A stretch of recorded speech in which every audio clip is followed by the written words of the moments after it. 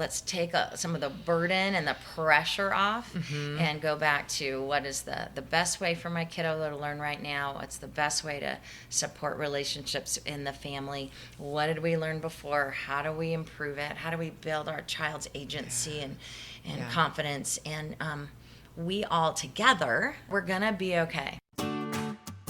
Hello and welcome to the Sunshine Parenting Podcast, where each week we talk about ideas for raising kids who become thriving adults. I'm your host, Audrey Monkey. Here on the podcast, I share my experiences raising 5 kids who currently range in age from 16 to 26 and working with thousands more as a summer camp director over the past 3 decades. I'm the author of Happy Campers, and I frequently do workshops with parents, teachers, and summer camp professionals about social skills, connection, and happiness, topics I researched extensively for my master's in psychology. If you want tools for raising kind, optimistic, self-reliant kids who become thriving adults, you've come to the right place. Hey, Sunshine Parenting listeners. Welcome to episode 153, which is first being released on Friday, August 21st, 2020. My one simple thing tip for this week is to do something that I like to call a brain dump. And that is when you just basically start writing down all the things that you have been thinking about, worrying about, trying to plan, whatever. You get it just all out there on a sheet of paper. Perhaps after you've done the brain dump, you can kind of look through and see what kind of support you could get, what things you can drop off the list, etc. But I think it's a good practice once in a while just to kind of get everything out there, get it out of your brain and onto the paper. So we call it a brain dump. That's this week's one simple thing tip.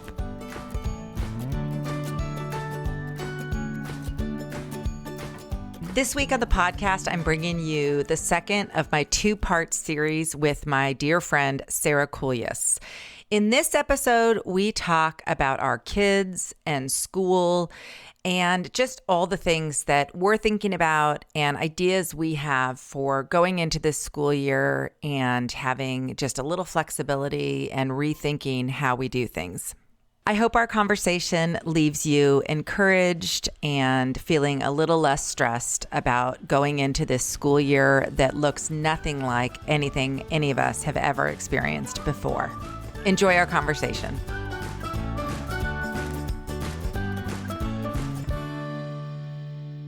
Well, hello, Sunshine Parenting listeners. I'm so glad that you're back for this part 2 of my 2-part series with Sara.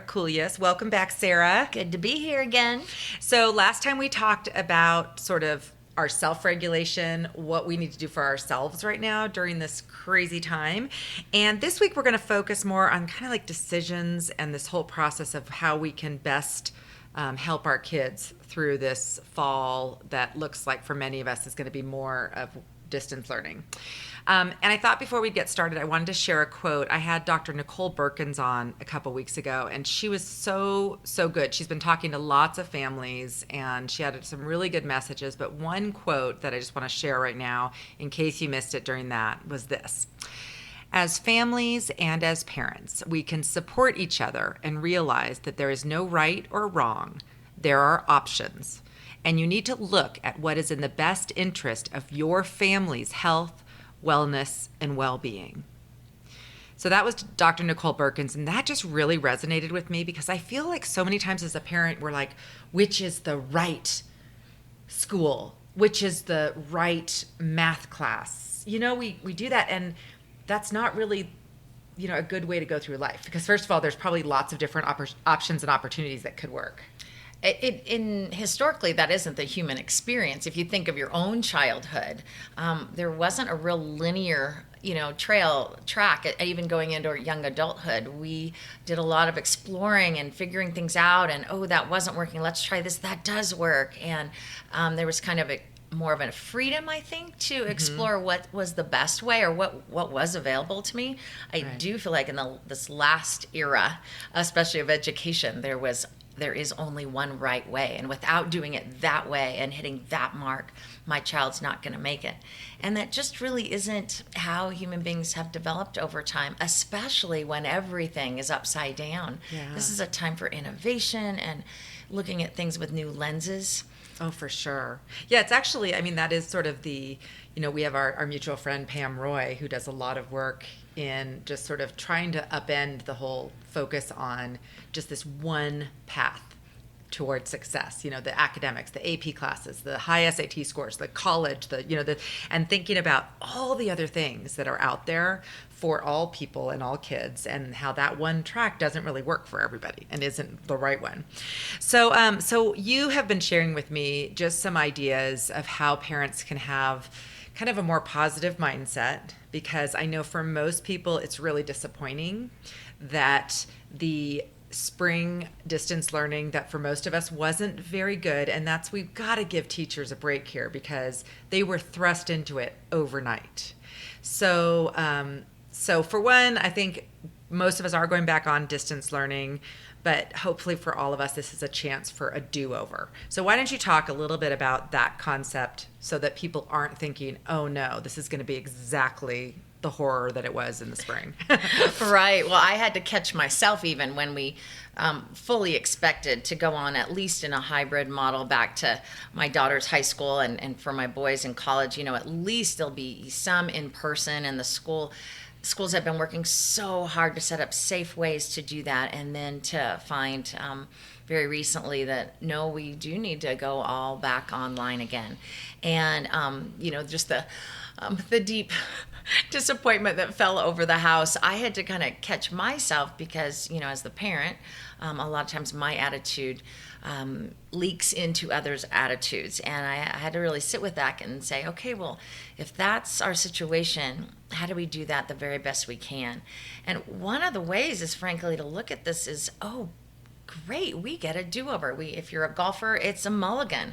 Instead of only reacting overnight and scrambling to make this work, we do have the chance now to say, what was that like? How can we do it better? How can we make it more relevant, more enjoyable?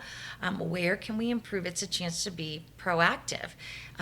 Sometimes with our staff at camp, my dad used to say this, and we've adopted that, is when it started raining in the middle of the hike, a staff member, a counselor could say, oh boy, it's raining, and contribute to the miserableness of the hike. Or the counselor could say, oh boy, it's raining. And suddenly a mud fight breaks out, and it's the most memorable hike we've had all session. And so this really is a, oh boy, opportunity if we really can see that doing it over will teach our kids something new, teach ourselves something new, and it doesn't have to be, like you said, Audrey, the really scattered and miserable experiences some of us had in the spring. Mm-hmm.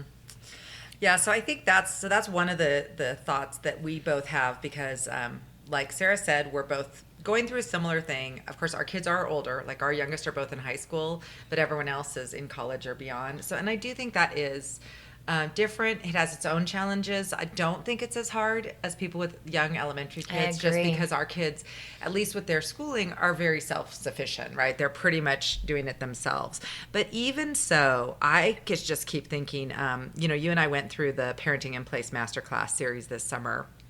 And it was, I'm pretty sure it was Katie Hurley who shared that if you're getting in such battles with your kids over homework or their online school or whatever it is they're doing, you just got to step back and not do that, because we have got to focus more on like the big picture right now. And people keep worrying about getting behind and all these things. All we need to focus on is getting out of this pandemic, the other side of this pandemic, whether that's in 6 months or a whole nother year, as whole people, healthy, and just this whole sentence that Dr. Nicole Birkin said, that in the, how is our family healthy, well, and happy, and, doing okay. I mean, that is really, if you look at everyone, it's kind of like when we talk about raising our kids, you get very fixated on this moment, like this year of school, this particular sports season. Everything gets so like dialed down to this one exact moment in time. And I think we need to step back and look at the big picture. Like we always tell people to do that. Look ahead. When you're looking back on this time 10 years from now, what are, the things that you're going to want to be able to say about this time? Like how would you want to be thinking back about it? And one of those major components of that is the relationship between the parent and the kiddo. What we're building with our children during this time. Will they look back and say, wow, mom and dad were so creative? Will they say, oh, I hated that time, I never could do anything right, or I always felt stupid, or mom was nagging me a lot or always upset? I hope my kids and for all of us, our kids can look back and say, I had extra time with my parents, and while it was confusing sometimes, I really appreciated that time. I enjoyed that time. I got to know dad better. I got to learn how to cook with mom and practice my fractions, perhaps. And so preserving and building the relationship, we think continues to be the priority. And that may mean that we need to not fixate on the grade. Mm-hmm. And fixate on that one unit of math, or mm-hmm. fixate on those pieces. We can catch up. Yes. Yeah. But you can't catch up on months and months of just your family being unhappy and not talking to each other and getting angry all the time, that kind of stuff. So you had some good questions. So I really love, at the beginning of the summer, I shared about my one simple thing tip was to pick a summer theme and just kind of regroup, talk as a family, what do we want to get out of this summer? It's a weird summer. Things are not as they usually are. What could we focus on? Could we do, some kind of, could we all learn an instrument together? Could we do a family service project? Could we, whatever you want, learn to cook, Italian food? I don't know, whatever. But here we are with the fall, and now we have yet another opportunity. Most extracurriculars are canceled. So it's kind of, it's like summer, but with school, which is obviously never as good as actual summer. But I think people could think about having another regrouping time with their family. And you and I often talk about this, even our families, we are camp directors, and we get some eye rolls even now when we say, okay, it's time for sharing, but we just forge ahead, right? So you had some really good ideas of when you're thinking about this new time of going back into distance learning and wanting to regroup. What are some questions that you would suggest people ask each other or think about in this conversation that you might have either with your parenting partner or with your child? Sure. Well, I think it's important to perhaps help especially if there's younger children, mark the end of summer like you would in a regular year. If you always have an end of summer barbecue with the neighbors, maybe it's a distance barbecue, but still have that celebration. And we were reminded to still honor the beginning of the school year. If you always take a picture of your kids on the front porch with the sign that says the first day of school, and that's something that as a parent you always honor, do it again. They might be in their jammies with their slippers on, but man, take that picture because it is the start of school. And as you launch back into the school year, even with young children, especially with middle and high school kids though, is work together on what's it going to look like. And some questions might be, as you anticipate the new online school year, is just to ask very open-ended questions and let your child answer first. What did you like about online school last spring? How did it go? What worked? What did not work? What do you feel like you accomplished or learned or feel more confident around? Where did you feel like you kept tripping up? Where would you like some additional support? And really let them answer those questions as fully as possible. You might need to prompt them and give them examples. But before we jump in and solve everything, how wonderful if a third grader could say, well, the mornings seemed really crazy and I had a hard time getting online and I always felt like I was late. And then, well, okay, let's practice before school starts. setting an alarm and getting up on time. Let's practice you making breakfast for yourself and being done by 8:30. So when the class meets, you feel confident. It might be a question about the space in which they had to do their online learning. Some of us, we're crowded in our households and we're trying to work at home, and maybe there's a different way of setting that up. Some of us have internet that can kind of leak out into the backyard. There might be a backyard space or a front porch space that could be utilized that we hadn't thought about. So allowing kids to name what was successful, name what was hard, and then problem solve with you so that they feel more competent rolling into this online adventure again. What do you think, Audrey? Yeah, I think those are all really good questions to ask, and it leads really well into one of the main points that we want to talk about, which is this is an opportunity for us as parents to really start helping our kids develop more autonomy.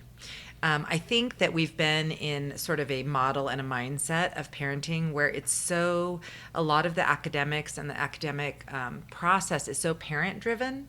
A lot of parents are very, very involved with their kids' schooling. In fact, you were telling me a story that is kind of crazy, and Jessica Leahy's The Gift of Failure really outlines this concept that we've gotten into a weird thing where we are so trying to hold our kids up that we get to the point of doing things that we would have said before we had kids there's no way we would have ever done. And you have a good story about that. So do you want to share your story about a parent who really lost sight of the need for her son to develop autonomy around writing?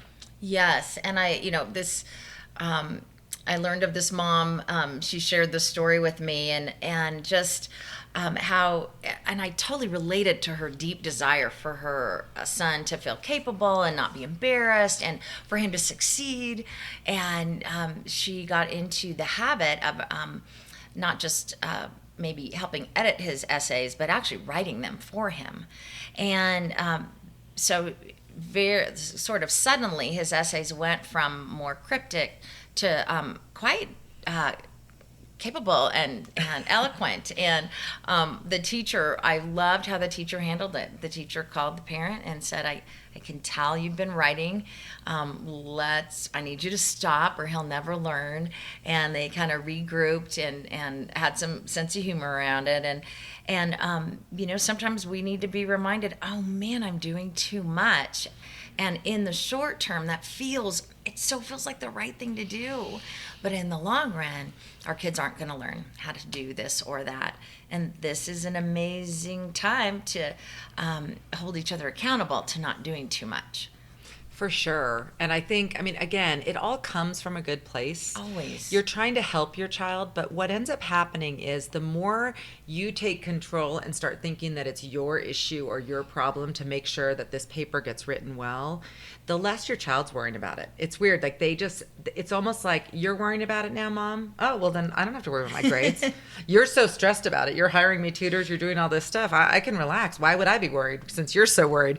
So I think we've gotten into this thing where this is now an opportunity where we're thinking about, as parents, we're very stressed because we're like, oh my gosh, I've got to do my own job. I've got to manage the household. I've got all these responsibilities. How am I also going to do school with my kid? And I think we need to step back from that and think, well, as much as possible, and more so the older your child is, they need to be doing it mostly on their own with a little bit of help from you or whoever else you have set up to support them with their schooling this year. So I think that this fall especially, and we don't know if, some schools are saying it's 9 weeks, some schools are saying it's for sure through January or until January. Who knows, right? It doesn't really matter. I think we've spent so much time checking our email to see what our school is doing. And it's time to just realize that we don't know. And we have no control over when it's going to change, when we're going to go back to quote unquote normal. But between now and that point, we can focus on what's really important. And in the Parenting in Place, I keep mentioning it because you and I both learned so much from this series this summer. In the one that Catherine Lewis, Ned Johnson, and Bill Strixrud did, they talked about how self-determination has 3 components: competency, relatedness, and autonomy. And what they said really stuck with me. We have been so focused on competency, right? We're like, do you know your math facts? I'm going to drill you on your math facts. I'm going to practice them with you. Oh, you can't write your paper. I'm going to help you with your paper. I'm going to edit your paper. Oh, you don't have a high enough SAT score. We need to get you more competent in that. So it's like been this very highly focused on their competency when they need more of the other two, the relatedness and the autonomy. So we talked a little bit more about autonomy. What are your suggestions for, you've talked already about kind of just working on the relationship. What if you are a parent, and I know many parents have this situation, that you just have a really contentious relationship over homework and like schoolwork. And so one of the reasons you're dreading school going back is that you have been in this pattern for years of, do you have homework? Why aren't you doing your homework? Why did you get this grade? So what are your suggestions for parents who feel like, I don't know what my kid will do without me just nagging? Well, it can be really challenging because there's different reasons why children fight the homework. Sometimes it's I'm exhausted and I've had to hold it together all day and focus, and now I need to go play because my brain is shot. Sometimes there is a power struggle going on and the child is trying to be their own self, right? So there's all kinds of different reasons, but I think one of the best gifts we can give to our kids is to help them understand why their learning is important to their own life. What is the purpose of this? And if we can work with them to say, the parent isn't the enemy.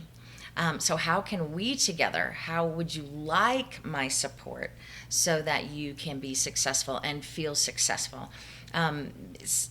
This is a kind of an add-on concept, but as parents, we start out as high caregiver, the 3 C's, right? Caregiver, we do everything for our kids, and then we move into the role of coaching them, right? And then eventually we move into the role of consulting, right, with their permission or when they ask advice. So I think of, this is in that maybe coaching realm, depending on the age of your kids, and really helping them understand why the learning is important, how can I support you, and really dodging that power play, because it's not me against you, it's together. How can I come underneath you and help you succeed in that?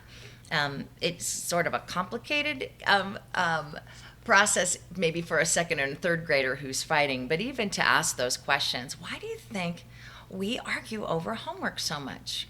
Right. How can we do that differently? And really, again, listen to where the root of that fight is and say, how can I help you instead? And why will this learning be important? Or what if we say, like what we learned from Bob Ditter, we drop the rope and we just say, you know what? I think what we learned this quote in Parenting Place too, I love you too much to argue with you about this. Yes. So when the year starts and things get going, we just start off with our own mindset and our own response to them being different. I love you too much to fight with you about this. So, we need to figure out a different way. To a new structure, a different way. And that leads really well into another really important point. We need, as parents, to really partner with the teachers and administrators. This is a subject really close to my heart. I have 2 of my daughters are teachers, and they're going back to school. And, I've just seen this summer all that they've been doing. They've both been on committees for their school. Like you said, their schools were trying to go back hybrid, and they were looking at all different schedules so that they could have, the bathrooms only in use with one grade. It was so a lot of hours of meeting and planning, and now moving into what's going to be best for the kids. They're both of their schools. One is they're both public. One's a public high school, and one's a kind of a chartery private school that's funded by churches. But so none of the kids pay to go to either of these schools. But both of them understand the importance both of getting kids in small groups for some like closer learning, and also some one-on-one time with teachers whenever possible. So I'm watching this and I'm just seeing how much they're trying to rewrite lesson plans. Both of them would far prefer to be able to be with their kids. That's what they love. And many teachers have never faced starting a school year online. Last year, at least when this switched, they went to, they had known them for the whole school year. So they knew these kids already. They knew their personalities. But this time it's going in just, you don't know these people. It would be like starting a new job online.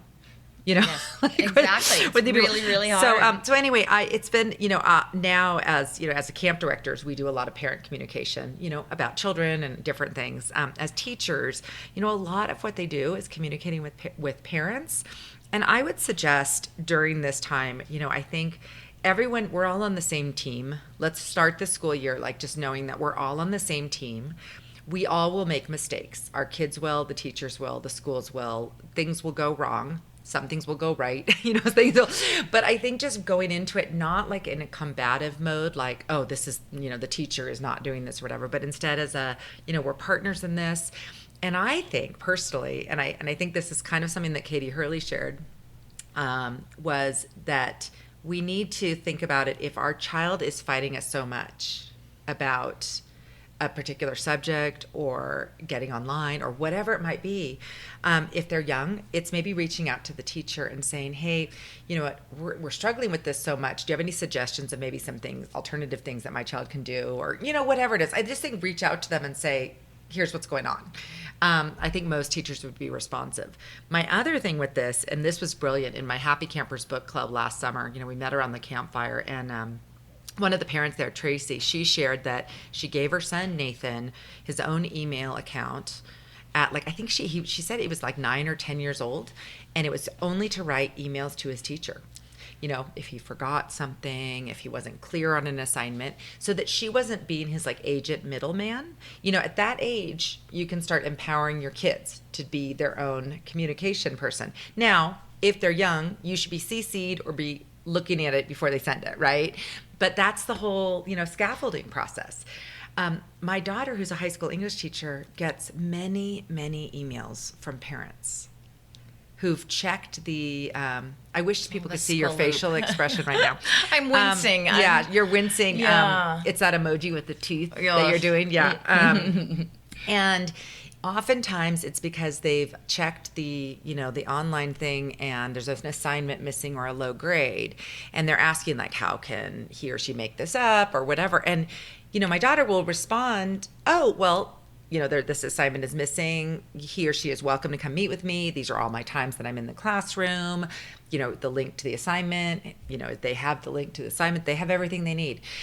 And she's had some of these parents who are repeatedly emailing through the whole year. That's too bad. And again, that just reminds me of if you're in 10th grade and your parent is doing all the worrying about your grades and your assignments, honestly, I think at that point you need to just maybe your email to the teacher is, I'm seeing my child's grades, not doing the assignments, grades dropping. Do you have any suggestions? Could we have a meeting, all of us together? Could you meet with my child? Could the school counselor, whatever it might be. Right. I just think as a parent, take that burden off yourself, that you don't need to be emailing your child's teacher every single day. Instead, I think the email should be, I'm struggling. I don't know what to do with my kid. Help us. Yeah, or remind the class as a whole and my child in particular how to advocate for themselves and what's the best way. Yep. I think bringing, again, it's a partnership. And when we talk to administrators or parents, I'm really flooding my calls and emails with them these days with thanks and appreciation, because I know they have worked their tails off this summer, and they're trying so hard for their kids to learn well. So I give them the benefit of the doubt and thank them. And then also, we come with our questions, but as a parent, I may come up with a solution or an idea that they hadn't thought about yet.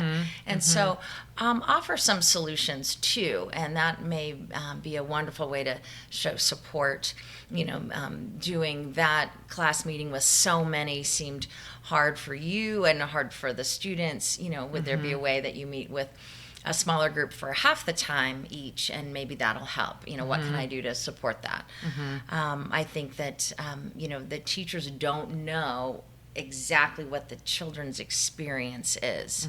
I appreciated near the end of last spring, our school sent out a survey and kind of said, how did we do? And because they don't know what it's like, they were working that long, or that, they kept falling off the, the internet, or did you notice that 2 children talked the whole time, and because you couldn't see them all, you didn't know that, it was kind of being, 2 were running the show. So just being in touch, but also being very generous with gratitude. I think it's going to be a bit of a haul for them this fall. Yeah, and for the teachers as well, who may also have their own children who are sitting next to them trying to do their school too. So I think the flexibility piece, and also just realizing that we can still learn. It's going to be different and might not be exactly the way it has been in the past. Yeah. So that's I really appreciate that on behalf of my girls who are teachers and all of the people we know who know and love who are teachers. They love kids. They love working with kids, and we don't want this to scare them out of the profession altogether. Exactly. We need them very much. We really need them. So that's a really good thing. So the other thing that I just wanted to briefly talk about, and we are not experts on this, however, I am somebody who, I think it's, my husband would call it a fault, but I am definitely always open to lots of options. And even with my kids' schooling, we have done a variety of things with my kids. So I want to make sure that people know, regardless of, where your child is in school, and this is whether it's a pandemic or not, actually, right?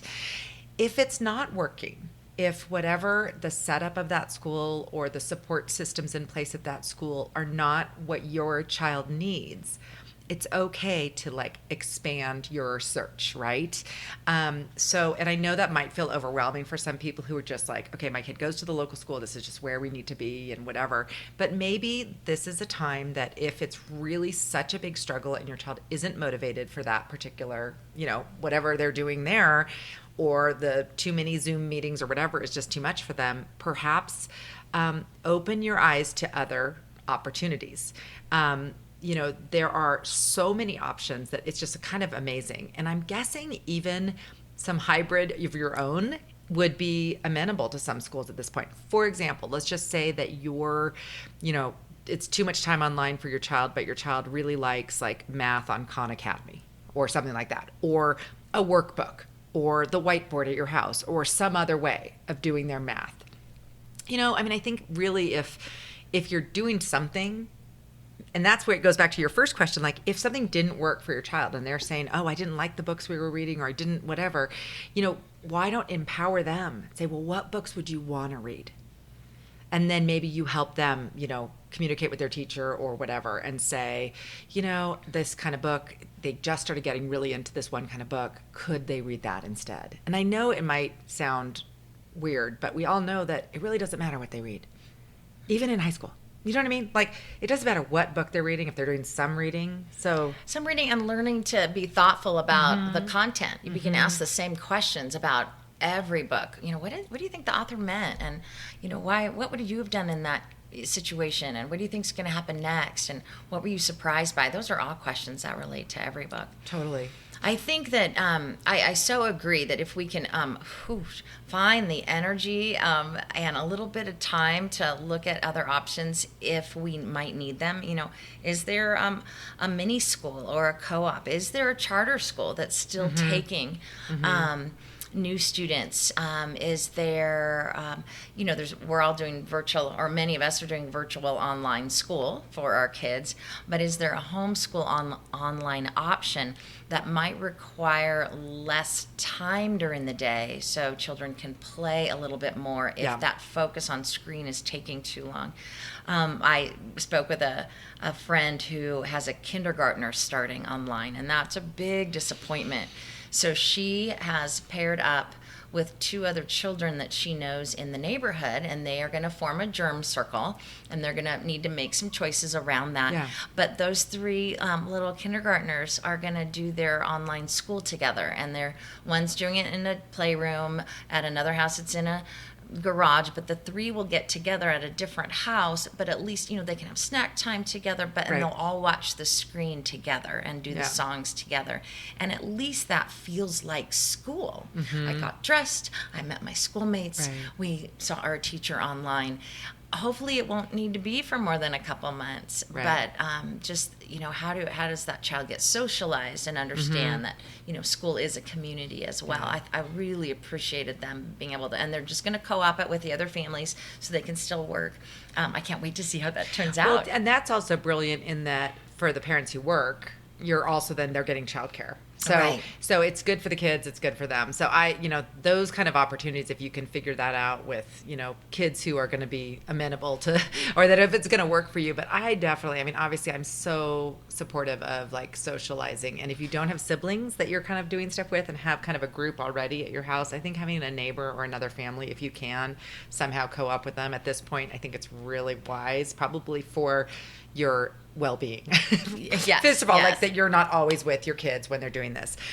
The other thought is just you also can just, like you mentioned, micro schools and co-op.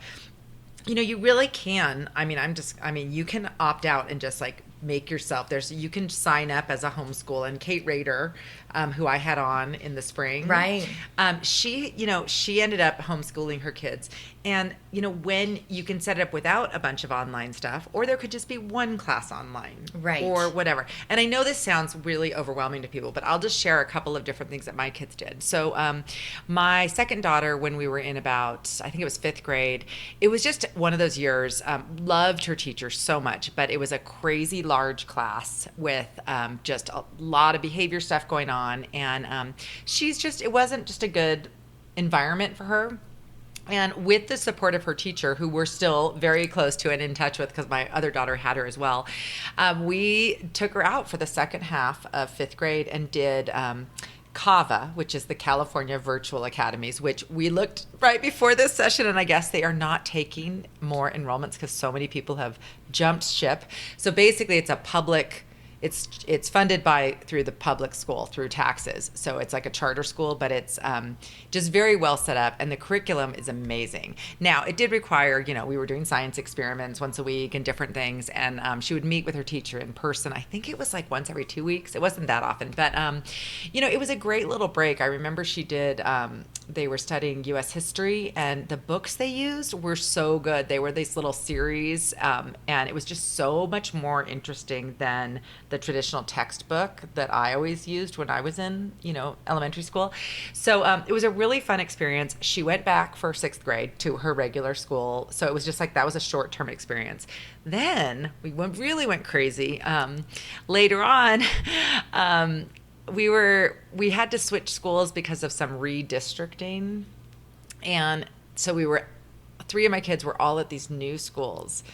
And the culture at the schools was really different from all the ones we'd been at. We loved our little, we were in kind of this one neighborhood. Anyway, so we had this 1 year of school that kind of 2 out of my 3 kids who were in these schools were pretty miserable the whole year. So many various things that were issues. One was, it was high school, for the high school and junior high. Were they no, maybe they were both in junior high. The school had decided not to have lockers because of like drug issues and concerns.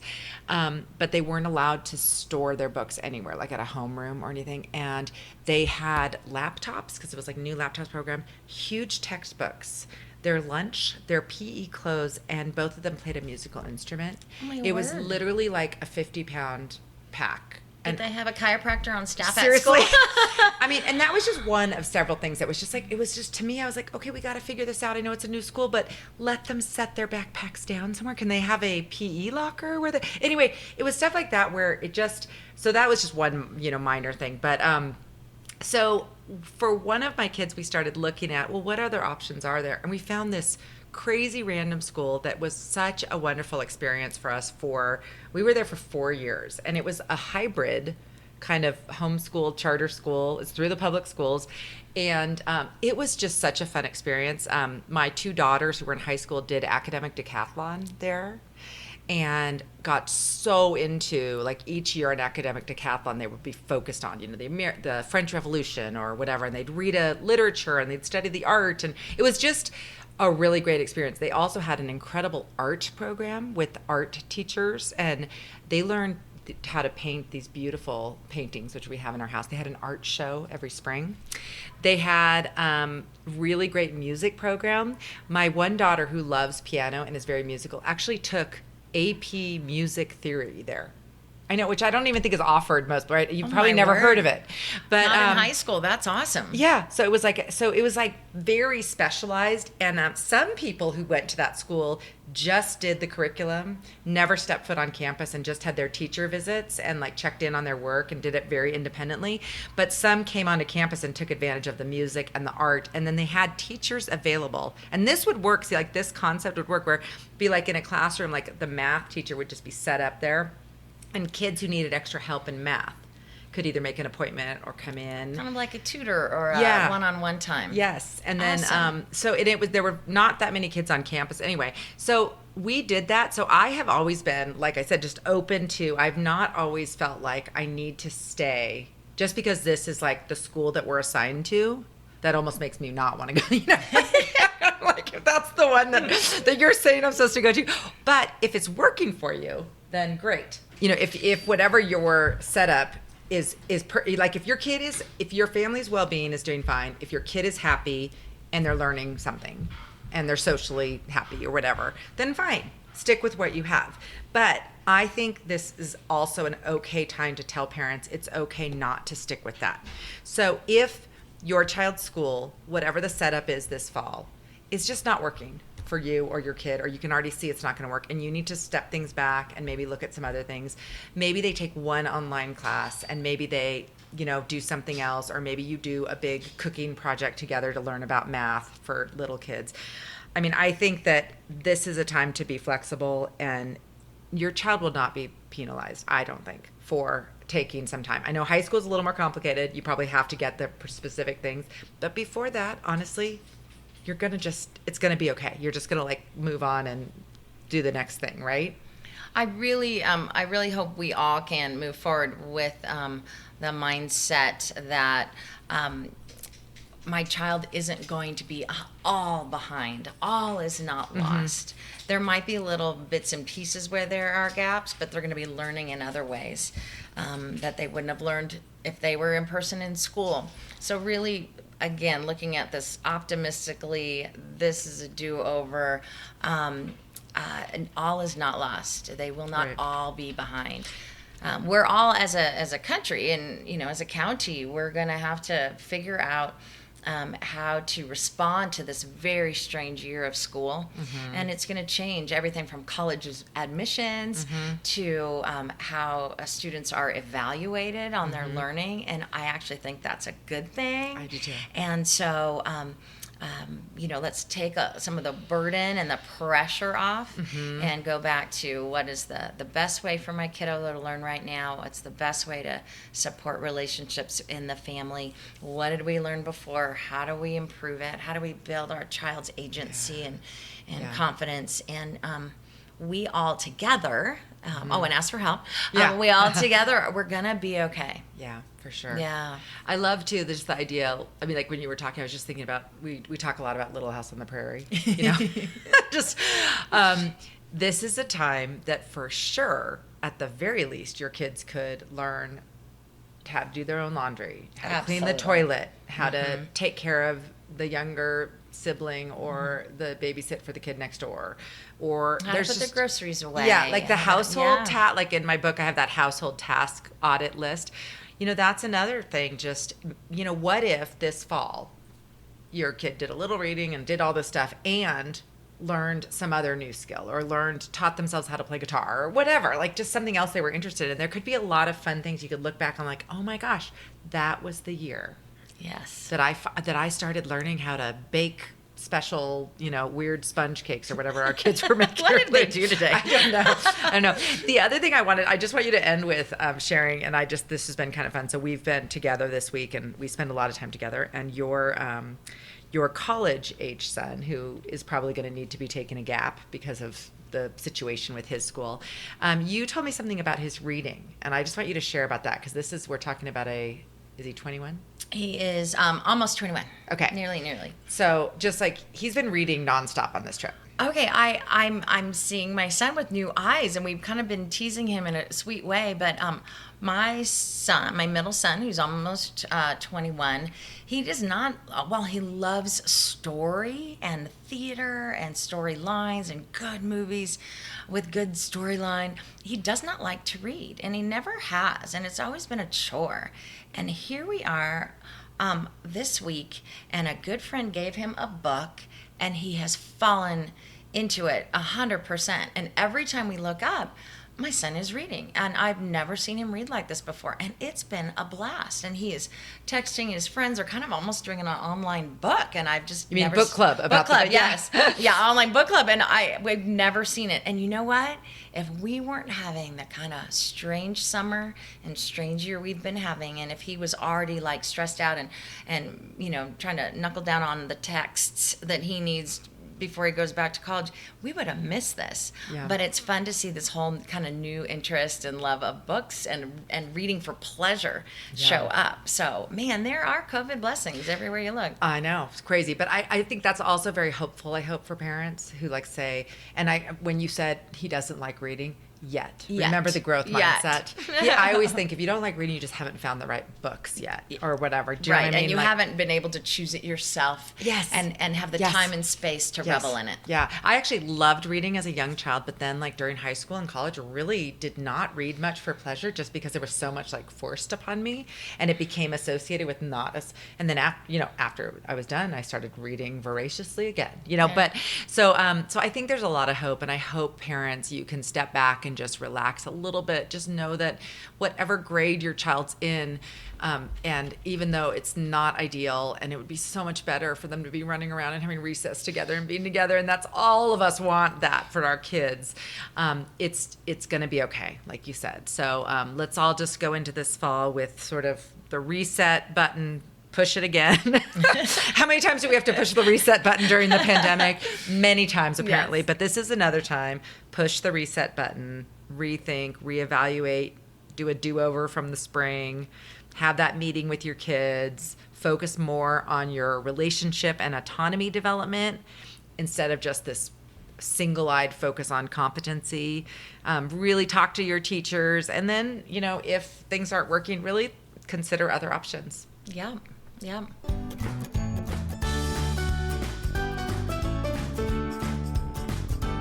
I hope you enjoyed this conversation with Sara, and I hope you are left feeling encouraged and maybe with some new ideas about how to approach this school year. My favorite this week is a book by Greg McKeown called Essentialism: The Disciplined Pursuit of Less.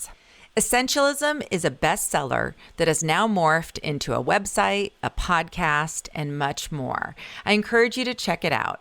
Here's an excerpt of one paragraph from the intro that'll give you an idea about what essentialism is all about. There are far more activities and opportunities in the world than we have time and resources to invest in. And although many of them may be good or even very good, the fact is that most are trivial and few are vital. The way of the essentialist involves learning to tell the difference, learning to filter through all those options and selecting only those that are truly essential. I hope you'll join me in reading Essentialism. I'm rereading it this month because I think this is a great time to regroup and figure out what is really essential in our lives. Enjoy.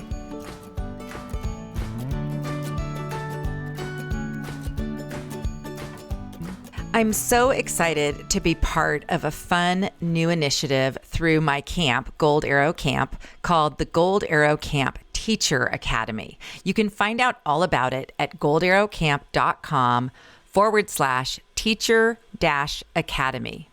The Gold Arrow Teacher Academy, or GATA, is offering monthly webinars for members where we are covering all kinds of ideas and tips for connecting with students and creating fun and growth and friendship for kids. We're also having weekly supportive chats with our members, as well as weekly PDFs with no prep or low prep connection activities that teachers can use in the classroom, whether virtual or live this year. Check the link in the show notes and please share with the teachers in your life about GATA, which is going to be such a supportive and fun environment for teachers to connect and grow this year.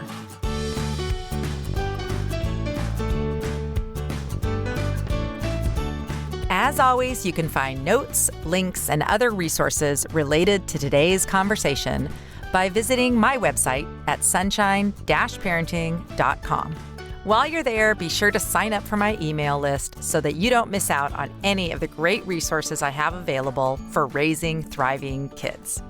If you enjoyed this episode, I'd really appreciate you sharing it with a friend. Please take a moment to give Sunshine Parenting a rating or review on iTunes or wherever you listen to podcasts. Let's end with a quote from my book, Happy Campers. Creating a close and connected family culture that promotes positive, lifelong relationships is the most important thing we can do for our children. Warm and supportive parent-child relationships, a sense of being loved, and help and support from family members serve as protective factors and increase children's resilience and their ability to face many of life's inevitable challenges. I'm Audrey Monkey. Thank you for joining me for the Sunshine Parenting Podcast. Join me again next week for more conversations about raising kids who become thriving adults.